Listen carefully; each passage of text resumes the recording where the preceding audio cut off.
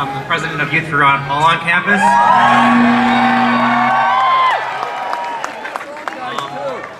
So excited to have you guys here. Thanks for coming. This huge crowd. We'll get to the speech soon, but first I'd like to thank the university for hosting this event and helping it set up. I'd also like to thank Ani, Ed, and the Youth for Paul staff helping me plan this event. I have to deal with a lot of red tape, so them helping me out. Terrific. I hate dealing with red tape. Great. I'm so grateful for what they do. I'd like to thank my Youth for Ron Paul group. The energy you guys showed this week was just amazing. I couldn't have done this without you guys. Are so terrific.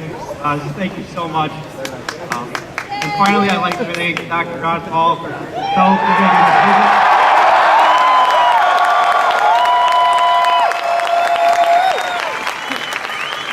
He's inspired so many of us, so many people my age, to get active, become politically aware, and even read books on the Federal Reserve.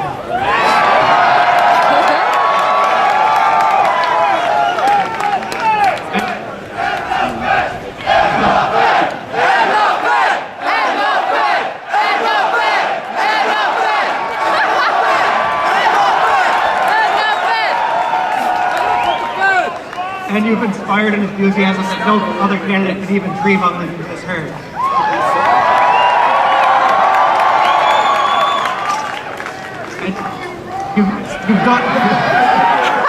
You've done this with your consistency, your willingness to stand on principle even when it's unpopular, and most importantly, your message of individual liberty.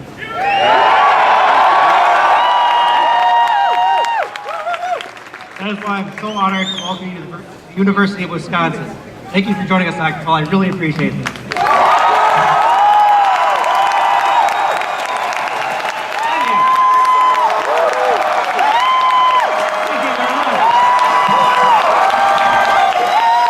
Thank you. Jordan said that Jordan said if I came over, he had a few friends here to get them all out there. Jordan, you have a lot of friends here. It's great to see so much enthusiasm for the cause of liberty. We certainly need it. We need it in Washington is where we really need it. But there's a lot of things going on in this country, and there's a lot of good things going on. Coming out like this, a crowd like this, enthusiastic about an issue which is so important, which has been forgotten for many decades. That's a good reason to cheer, and I applaud you for your interest in this very important issue.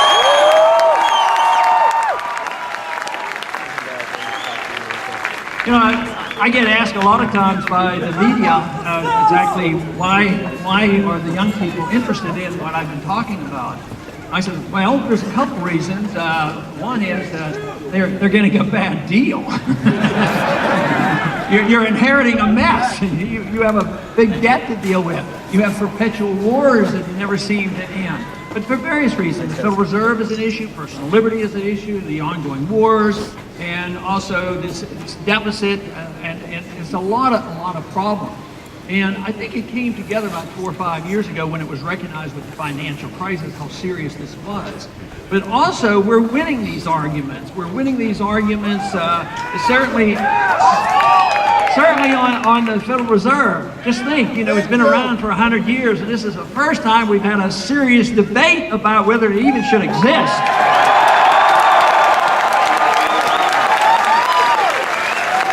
And last year, we actually, got a Federal Reserve audit passed in the House. We got a partial audit passed. And this is a reflection of people like you who have gotten to your congressmen and congresswomen and say, hey, look, why don't you support this? So the majority is switching and changing. But even on the war issue, this is one where we're winning too. It's been neglected for so long, but now 69% of the American people say enough is enough, get out of Afghanistan, bring the troops home.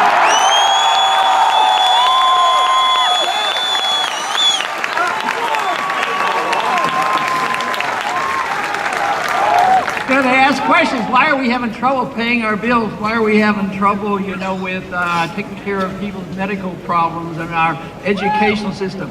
In the last 10 years, we have increased our national debt by $4 trillion for fighting wars that are undeclared, make no sense, and they're unwinnable. You know, it wouldn't be too difficult to figure out the solution to this. What if we just have a daydream for a minute? What if we had only people in Washington who actually read the Constitution and would obey the Constitution? Under those circumstances, we wouldn't have had a war since World War II. I mean, we would be a very wealthy nation. We'd probably have a lot more friends, too. Unfortunately, the foreign policy you're inheriting, and I hope we do see these changes, is one where our country goes and we have this belief that we have this responsibility to be the policeman of the world. And we go to the various dictators and we say, if you'll be our pet dictator, we're going to give you billions of dollars. But if you don't, we're going to give you a lot of bombs on your country and we're going to kill your people. What a choice. What about a choice? What about a choice of talking to people, being friends with people, and trade with people, and forget about these threats?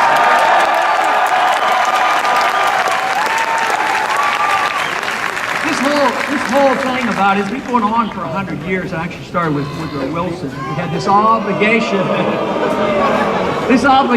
to spread our excellence around the world because we're supposed to be an exceptional nation. In many ways we are. But how do you prove that you're an exceptional nation by bombing people when they haven't even attacked us? That's not very exceptional.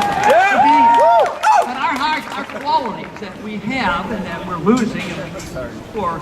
I mean, if we truly protected civil liberties, if we truly had a sound monetary system, and we knew how to provide the conditions for a free market economy, sound money and foreign policy and friendship and trade, I mean, if we'd set an example, wouldn't this be a better way to spread our message through others who would want to emulate what we're doing if we set a good standard for the rest of the world?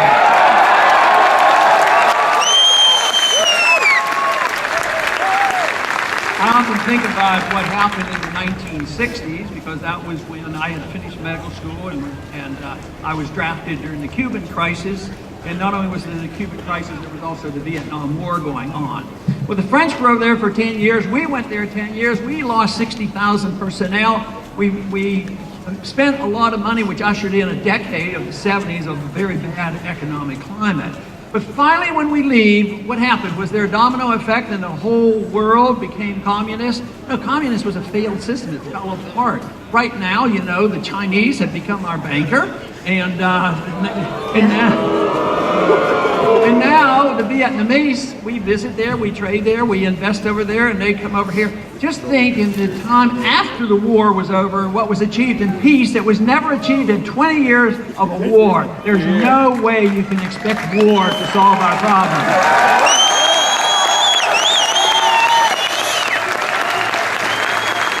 There's another thing that you'll read about, and sometimes you're taught these things, but it's the absolute fallacy that wars end depressions. And we've been taught that, but it's wrong. Wars might employ people, lower the unemployment rate, but what a heck of an employment. You know, get involved and get shot at and go around shooting people and putting the country further in debt. So, no, wars are not good for the economy. It's always a drain. Just think of it. If you say, well, if you build bombs and weapons and missiles, that'll stimulate the economy. Yeah, but what do you produce? Bombs and missiles and helicopters that go over and get blown up. It doesn't raise the standard of living of anybody. Just think of that money. If it were spent back here, the standard of living would be raised by the American people.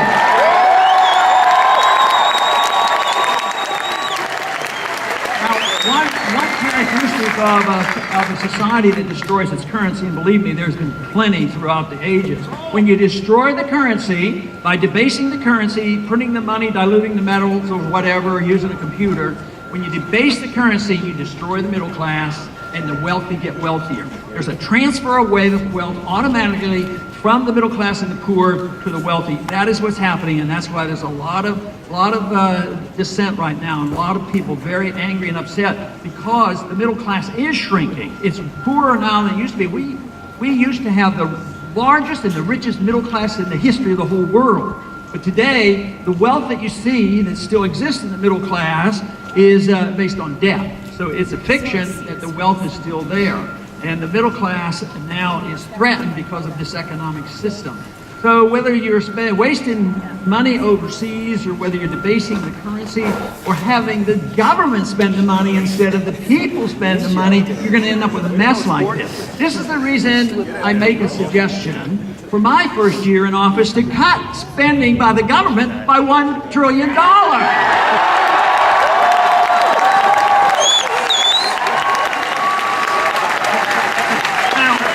What we could do is stop some of this construction works overseas. For instance, one good example of a real wasteful project, we're spending nearly $1 billion building the biggest embassy in the history of the world, the biggest one for us in Baghdad. We have 17,000, they tell you the war is over in Iraq, believe me, it isn't.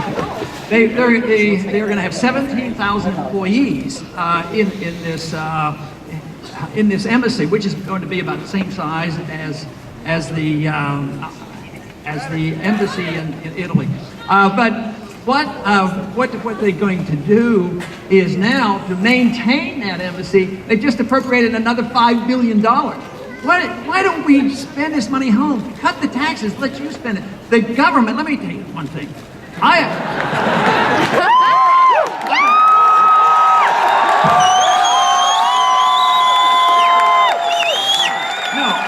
This is something I'm going to be serious about. Now, I've met a couple of bureaucrats and a few politicians in the time I've been in Washington. And let me tell you, they're not smart enough to know how to spend your money. I tell you, you should spend your money. So when people worry, he's going to cut $1 trillion out of the budget. No, we're not cutting $1 trillion out of the spending. We're just transferring the responsibility of the spending to the people rather than the government. That makes a big difference. So we've embarked on these problems for 100 years. This is when we got careless, especially that Woodrow Wilson era. That was a bad era. Not only did he come up with this newfangled foreign policy about making the world safe for democracy, he's also the one that introduced this notion, or had passed this notion, of the income tax.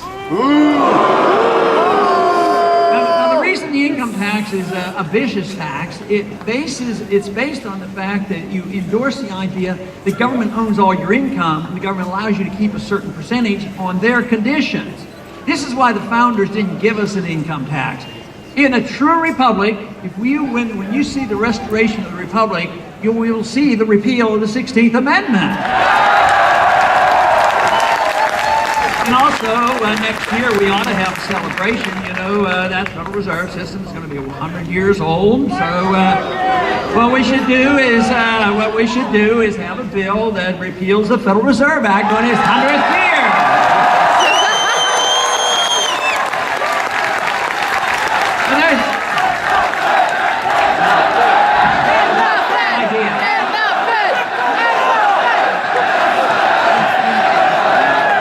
That's a wonderful idea.